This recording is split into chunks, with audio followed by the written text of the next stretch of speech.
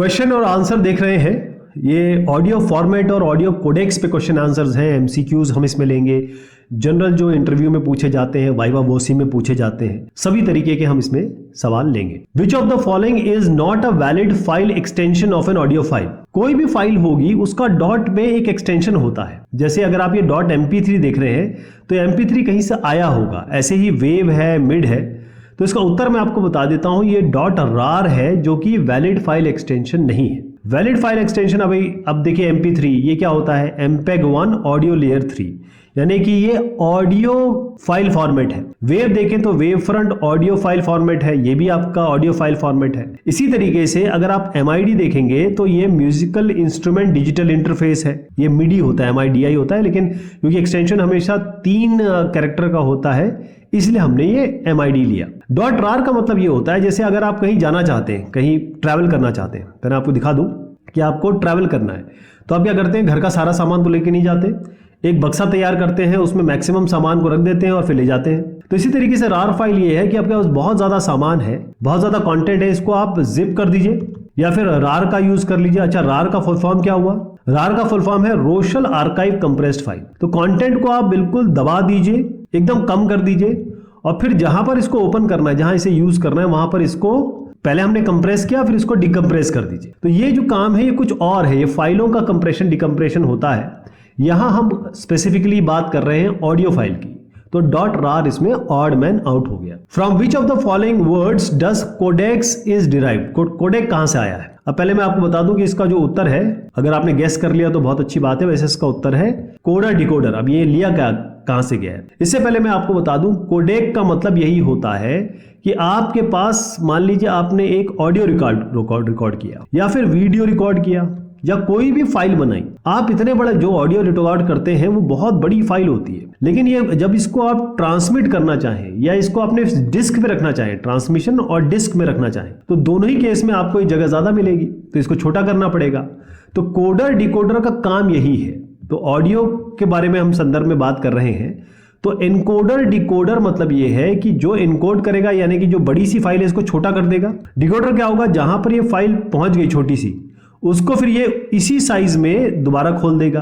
तो ये एनकोडर से CO लिया गया, डिकोडर से DE लिया गया, DEC लिया गया, बल्कि इसको भी ले लीजिए। तो कोडेक ऐसे बना। कोडेक आप समझ गए?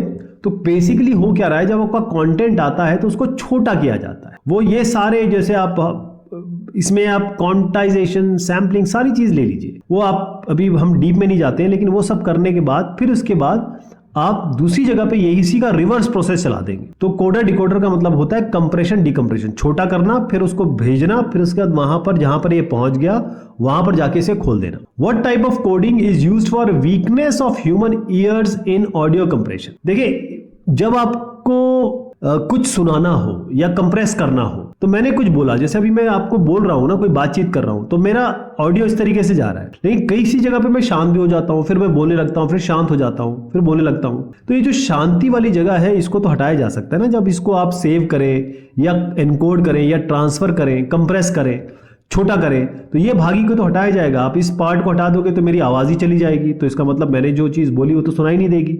मैंने जो नहीं बोली उस पार्ट, वो भी पार्ट रिकॉर्ड हो गया है, तो उसको हटा सकते हैं।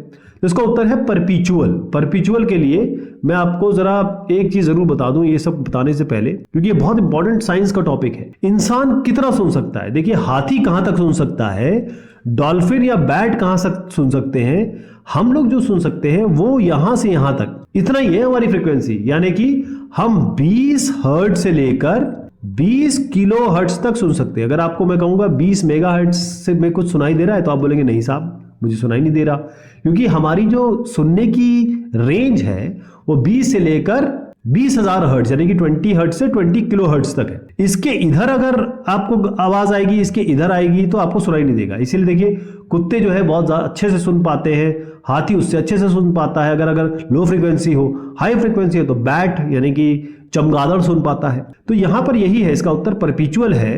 कोई भी कोडिंग टेक्निक, कोई भी एनकोडिंग टेक्निक, कोई भी कंप्रेशन तभी यूज होता है ऑडियो में, इस तरीके से यूज होता है कि भाई जो परपीचुअल कोडिंग है, यानी ह्यूमन की एक लिमिटेशन है, हम इससे कम नहीं सुन सकते, इससे ज्यादा नहीं सुन सकते। इसको साइको एकॉस्टिक फिनोमेना कहते हैं। ये हमारी कमजोरी है, इसी कमजोरी का इस्तेमाल करके एनकोडिंग होती है। इसका मतलब ये है कि हमारा जो भी, अगर हमारे रिकॉर्डिंग में ऐसा कोई साउंड है जो 20 किलोहर्ट्ज से नीचे है या ऊपर है, 20 किलोहर्ट्ज से ऊपर है या 20 हर्ट्ज से नीचे है, मतलब 20 हर्ट्ज से नीचे हो गया, 20 किलोहर्ट्ज से ऊपर हो गया, तो आप क्या करेंगे, उस कंटेंट को आप हटा सकते हैं।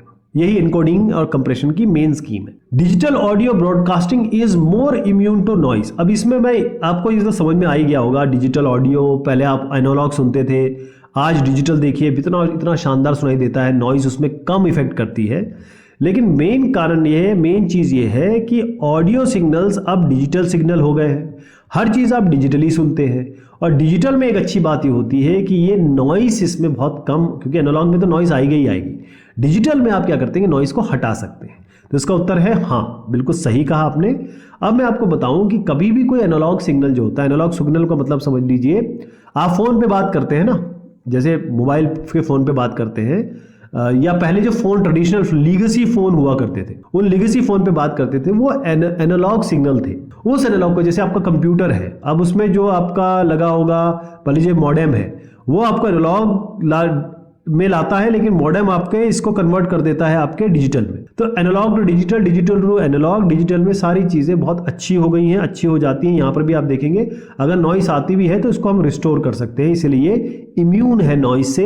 यानी कि अगर कोई भी इसमें डिस्टर्बेंस अगर आपके आवाज़ में आता है या फिर आपके रिकॉर्डिंग में आता है, उसको आप हटा सकते हैं, राइट। इसका मतलब ये है, अब बहुत सारी चीज़ें हैं, देखिए इसमें आप अलग अलग रिसेप्शन यूज़ कर सकते हैं। आजकल कितनी टेक्नोलॉजी एडवांस हो गई है, माइमो आ गया है, ओमनी डायरेक्शनल एंटीना यूज़ कर सकते हैं, ये सब चीज़ें। तो डिजिटल ऑडियो ब्रॉडकास्टिंग ये आपका पूरी तरीके से नहीं है, मैं आपको बताऊं जीरो नहीं है, लेकिन थोड़ा कम इसमें डिस्टर्बेंस या नॉइज रहता है। Over how much distance can be transmit digital audio without loss of quality. अब देखिए डिजिटल ऑडियो, अगर आपका ये ग्लोब है, अब जब यहां से आप बात करते हैं तो इस ग्लोब के एंड तक सुन सकते हैं, नहीं सुन सकते, या अपनी ही आवाज़ आप दोबारा ग्लोब के इधर सुन सकते हैं, ये पॉसिबल है।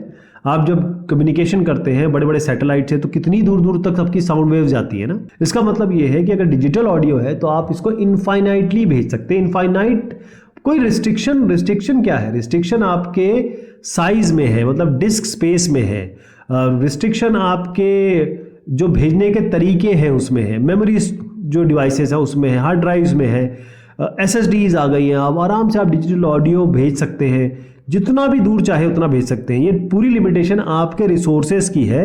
यहाँ loss of quality digital audio की बात नहीं हो रही है, क्योंकि ये तो होगा ही नहीं। लेकिन अगर आप के पास कंटेंट ही कम है या फिर आपके रिसोर्सेज कम है, तो आप जितनी दूरी तक उसको कंटेंट अलाउ करता है वो भेज देता है। जैसे आप देखेंगे कि माइक्रोवेव जो होती है वो 50 किलोमीटर तक आप प्रॉपर भेज सकते हैं, उसके बाद आपको रिपीटर लगाने पड़ते हैं। क्यों लगाते हैं रिपीटर? क्योंकि आपकी इसके आगे साउंड जो है वो डल हो जाती है, फेड हो जाती है।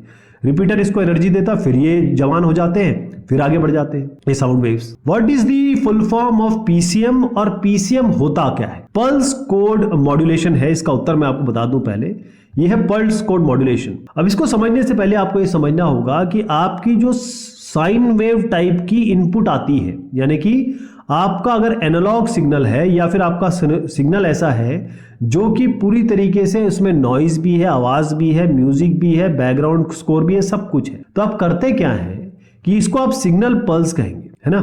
हमको करना क्या होता है कि एनालॉग सिग्नल को हमको डिजिटल सिग्नल में कन्वर्ट करना होता है। एनालॉग तो कॉन्टिन्यूअस होता है, हम क्या करते हैं इसके एक छोटे छोटे पार्ट काट लेते हैं, इसको हम सैम्पलिंग कहते हैं, और फिर उसके बाद उनको क्वांटाइज करते हैं। क्वांटाइज का मतलब ये होता है कि जैसे 0 से 1 तक आपकी वैल्यू आ रही है, आप कहेंगे 0.6 आएगा तो 1 ले लेंगे, 0.4 आएगा तो हम 0 ले लेंगे, ये क्वांटाइजेशन होता है। तो इसी तरीके से सैम्पलिंग होती है, क्वांटाइजेशन होता है, बहुत सारी चीज़ें इसमें हम लगाते हैं। लेकिन अल्टीमेटली आपको समझना यही है कि पल्स कोड मॉड्यूलेशन का मतलब ये होता है कि आपके पास जो ये पल्स है या फिर ये सिग्नल है, इसका छोटा पार्ट आप डिजिटल में कन्वर्ट कर देते हैं, यानी कि 1s और 0s में कन्वर्ट कर देते हैं। यानी अगर आपके पास एक साइन वेव आ रही है, ए साइन ओमेगा टी या ओमेगा टी प्लस 5 भी कर लीजिए, इस तरीके की साउंड वेव होती है, इसी को आप 1s और 0 में कन्वर्ट करते हैं। कन्वर्ट करने के लिए आप वो वाला पार्ट मतलब पूरा तो ले नहीं पाएंगे, इतना पार्ट ले लिया, फिर इतना मतलब सैंपल बना ली, इसका एक सैंपल, यहां से यहां तक का सैंपल, ऐसे करके। तो पल्स कोड मॉड्यूलेशन हम करते ये है कि यहां से हम डिजिटल चीजें निकाल लेते हैं इसमें से, यानी कि 1-0 निकाल लेते हैं, या फिर इसको कन्वर्जन हम 0-1 में कर देते हैं। बेसिकली यहां पर आपके जो भी एक डिजिटल में और एनालॉग में अंतर यही होता है कि एनालॉग में आपको एम्पलीट्यूड मिलेगा, इसमें आपको फ्रीक्वेंसी मिलेगी, इसमें वेवलेंथ होगी, ये सारी चीज़ें होंगी। यहाँ पर आपको जब कन्वर्ट कर लेते हैं तो आपको केवल बिट स्ट्रीम मिलेगी 0 1।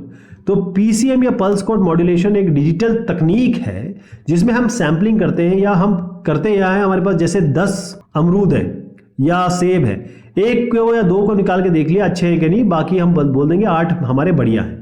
तो सैंपल ले लेते हैं, उसमें छोटे छोटे पार्ट ले लेते हैं और रेगुलर इंटरवल में लेते हैं और उसके बाद इसको एनकोड करते हैं। और एनकोडिंग कैसे करते हैं, जैसे मैंने कहा ना एम्पलीट्यूड भी होती है, तो ये ए साइन ओमेगा टी यही बता रहे हैं कि आप क्या करते हैं कि इसी को कन्वर्ट करते हैं बाइनरी वैल्यू में 1 और 0, यानी कि आपका एनालॉग सिग्नल 1 zeros में कन्वर्ट हो जाता है। अब आप देखिए ये पूरा प्रोसीजर मैं बताना चाहता हूँ, तो इसके लिए मैं थोड़ा सा आपको ये जरूर क्लियर करके बताऊंगा, क्योंकि अगर आप पीसीएम का मतलब समझ गए तो ये हो क्या रहा है, ये आपका ट्रांसमीटर सेक्शन है।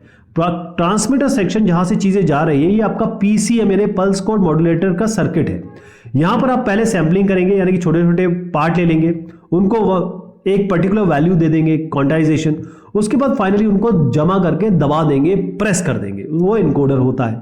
ठीक है, अब इसके आगे ये एलपीएफ देख रहे हो आप, ये जो लो पास फिल्टर है, ये जैसे मान लीजिए एलियासिंग आती है, आप देखते हैं कभी ये जो इमेज होती है उसमें आप हल्का सा एक इस तरीके की इमेज देख लेते हैं, जब आप उसको कभी इमेज ऐसी खराब ले ली गई आपने, आपको इमेज आपकी हिल गई, या मूवमेंट करते समय जब आप चलते हुए फोटो खींचते हैं तब जैसी इमेज आती है, तो उसे ही हम एलियासिंग कहते हैं। तो कहीं जो साउंड एलियासिंग है, या कहें कि अनवांटेड सिग्नल्स जो होते हैं उनको हटा दिया जाता है, यही आपका एलपीएफ का काम है। अब जो मैंने आपको बताया वही काम उल्टा हो जाएगा ये रिसीवर सेक्शन में, यानी रिसीवर सेक्शन का काम यह है कि जो सिग्नल मिलेगा उसको पहले डिकोड किया जाएगा, रिकंस्ट्रक्ट किया जाएगा, फाइनली आपके पास जो सिग्नल है, मतलब ये सिग्नल फाइनल मिलेगा। यानी आपने एनालॉग सिग्नल लिया और फिर उसको कन्वर्ट कर दिया डिजिटल में, और डिजिटल जो कन्वर्जन किया उसका फिर उल्टा करके आपने वो साउंड सुन ली, और फिर फाइनली आपने एनालॉग को डिजिटल में कन्वर्ट किया। डिजिटल से आप आवाज़ अच्छी सुन सकते हैं, ज़्यादा दूर तक भेज सकते हैं, सारी अच्छी चीज़ें हैं डिजिटल में, इसलिए पल्स कोड मॉड्यूलेशन यही होता है। What are the 3 audio codecs and audio formats. अब ऑडियो कोडेक और ऑडियो फॉर्मेट, ऑडियो कोडेक का मतलब पहले समझ लीजिए कि आपके पास अगर मान लीजिए 10 बुक्स हैं, तो जब स्कूल जाते हैं कि तो 10 के 10 की बुक नहीं लेके जाते। आप देखते हैं कि आज टाइम टेबल क्या कह रहा है, आज मेरा मैथ्स का पीरियड है, आज मेरा साइंस का पीरियड है और मेरा सोशल साइंस का पीरियड है, तो आप क्या करेंगे, 10 में से 3 बुक ले जाएंगे, यही करते हैं ना। ऑडियो कोडेक का काम भी यही है कि ऑडियो कोडेक करता क्या है कि आपके पास ये साउंड वेव है, तो जब इसको स्टोर करेंगे या रखेंगे डिस्क पे या इसको भेजना है, तो हम क्या करेंगे, इतनी सारी चीजें नहीं भेजेंगे, इसको छोटा कर देंगे। अब छोटा कर देंगे तो छोटा करने का तरीका हो सकता है लॉसी या लॉसलेस, 2 तरीके हो सकते हैं। अगर आप इसको छोटा नहीं करते, ऐसे के ऐसे भेज देते हैं, तो वो होता है अनकम्प्रेस्ड। तो 3 तरीके की ब्रॉड कैटेगरी है हमारे पास, चाहे हम ऑडियो फॉर्मेट की बात करें या ऑडियो कोडेक के बारे में बात करें। तो 3 कैटेगरी जो ऑडियो फॉर्मेट में आती है वो है अनकम्प्रेस्ड, आपने कुछ नहीं किया, जैसा आपके पास आपने रिकॉर्ड किया वैसा डिस्क में रख लिया या फिर भेज दिया। लॉसलेस कंप्रेस का मतलब ये होता है कि आपने कंप्रेशन स्कीम लगाई, कोई ना कोई इसमें तकनीक लगाई, जैसे डिस्क्रीट कोसाइन ट्रांसफॉर्म होता है, एलपीसीज होते हैं, ऐसे बहुत सारे तरीके होते हैं, फास्ट फूरियर ट्रांसफॉर्म होता है, ये सब लगाते हैं हम इसमें। इसका काम यही है कि सिग्नल को ये कंप्रेस कर देगा, छोटा कर देगा, लेकिन लॉसलेस होगा। जब इसको डिकम्प्रेशन करेंगे, जब मतलब आपने कहीं भेज दिया और जहां पर जो सुनेगा वहां पर ये फाइल खुल जाएगी, इसी तरीके की खुल जाएगी, और आप कहेंगे कि लॉसलेस मतलब जो मेरा कंटेंट था वही मेरे पास वापस आ गया। लॉसी में ऐसा नहीं होता है। लॉसी में क्या होगा कि आप कोई पार्ट जो है परमानेंटली हटा देते हैं, कुछ पार्ट परमानेंटली हटा देते हैं, खास तौर पे जो ऑडियो में साइलेंसेस होती हैं, जहां पर जो ऑडियंस नहीं सुन पा रही है या 20 हर्ट्ज से 20 किलो हर्ट्ज से ऊपर नीचे जा रहा है, वहां पर आप क्या करेंगे, वो कंटेंट ही हटा देंगे। तो अनकम्प्रेस्ड वैसे का वैसे ही जाएगा। लॉसलेस हम कंप्रेशन स्कीम अप्लाई करेंगे, लेकिन वो कंप्रेशन स्कीम जो होगी, जब फाइल को छोटा किया फिर बड़ा किया, तो वो बड़ा जब होगा तो कंटेंट खराब नहीं होगा या हट नहीं जाएगा परमानेंटली। लॉसी में हम इसे परमानेंटली हटा देते हैं, तो जब ये डिकम्प्रेस होगा, जब इसको कोई सुनेगा तो उसे पता भी नहीं लगेगा और ये फाइल की साइज भी छोटी हो जाएगी। तो लॉसी ऑडियो फॉर्मेट कहें या फिर आप लॉसलेस कहें या फिर आप अनकम्प्रेस्ड कहें, तो लॉसी का मतलब ये है कि आपका जो कंटेंट है ओरिजिनल वो उसमें से कुछ पार्ट हम हटा देते हैं, क्वालिटी गिर जाती है। ध्यान रखिएगा, लॉसी में हमेशा क्वालिटी गिर जाती है। लॉसलेस में आप क्या करते हैं, कंप्रेशन स्कीम तो लगाते हैं, लेकिन उस चीज़ों पे लगाते हैं जहां पर इंसान नहीं सुन सकता या इंसान की हियरिंग कैपेसिटी से ज़्यादा या कम है, उस कंटेंट को हटा देते हैं, तो क्वालिटी का ज़्यादा लॉस नहीं होता है। अनकम्प्रेस में आप कुछ नहीं करते, ना तो कोई कंप्रेशन स्कीम लगाते हैं, ये जो मैंने आपको बताई, ना आप इसमें कोई कोडेक लगाते हैं, ना कोई ऐसी चीज़ लगाते हैं, जो चीज़ होती है वही वापस आ जाती है। तो लॉसी ऑडियो में आपका MP3 आता है, AX, MP4, AAC, M4P, OGG, WMA। Lossless में आपका आता है FLAC, वेव, LAC, ALAC और WMA। What is a standard audio format? ये बड़ा एक ट्रिकी सवाल है। आपको पता नहीं ऑडियो फॉर्मेट क्या होता है, ये पूछ रहे हैं स्टैंडर्ड ऑडियो फॉर्मेट क्या होता है। आप बोलेंगे MP3 है, आप बोलेंगे ये तो यार एक्सटेंशन हो गया। कोई कहेगा कि हम लॉसी फॉर्मेट बता दें क्या इसमें, तो वो भी गलत हो गया, क्योंकि लॉसी स्टैंडर्ड तो होता नहीं है, क्योंकि लॉसलेस अनकम्प्रेस्ड भी होते हैं। तो स्टैंडर्ड ऑडियो फॉर्मेट कुछ नहीं होता है, आप समझ लीजिए इसका उत्तर होता है कुछ नहीं, क्योंकि ऑडियो फाइल फॉर्मेट की कोई सीमा नहीं है। मतलब आप गिनते रह जाएंगे, इतने ऑडियो फॉर्मेट बन चुके हैं, चाहे वो लॉसी हो, लॉसलेस हो या अनकम्प्रेस्ड हो। तो इसका मतलब ये है कि आप किस कॉन्टेक्स्ट पे काम करें, प्लेटफॉर्म पे काम करें। मान लीजिए आपका मेन मुद्दा ये है कि मेरी फाइल साइज छोटी होनी चाहिए, तो उसके लिए MP3 यूज करिए। आप कहते हैं जैसे मैंने रिकॉर्ड किया वैसे ही चाहिए, तो आप देखिए लॉसी में मैंने MP3 बता दिया आपको। आप कह रहे हैं कि मुझे वही चाहिए जैसे मैंने रिकॉर्ड किया है, तो वो वेव हो गया। आप कहते हैं मेरा साइज भी छोटा हो जाए लेकिन क्वालिटी भी खत्म ना हो, क्वालिटी भी अच्छी रहे, तो आप FLAC और ALAC के बारे में बात करेंगे।